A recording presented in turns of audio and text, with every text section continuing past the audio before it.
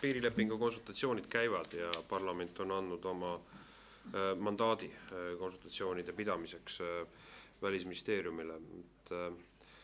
IRL-i seisukoht on, et õigusliku järjepidevuse põhimõte ei tohi saada piirilepingu sõlmimisel ohustatud.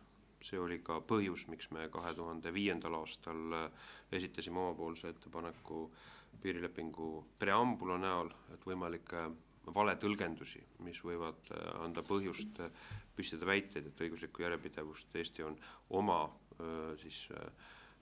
lepingulise sammuga soovinud katkestada, et neid elimineerida. Ega toonane õiguskantsler mäletatavasti andis sellele oma hinnangu.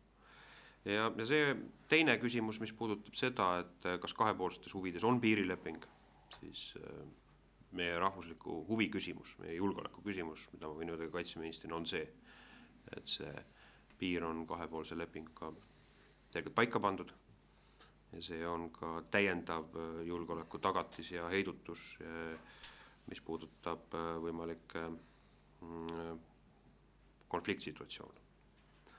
Nüüd see, mis puudutab piirijoone kulgemist, siis siin on väga pikalt ju tegelikult neid läbirääkimisi peetud, piirijoon on nende läbirääkimiste käigul kujunenud ja ma isiklikult ei arva, et on realistlik praegu piirijoone küsimust sisulise muudatusena avada.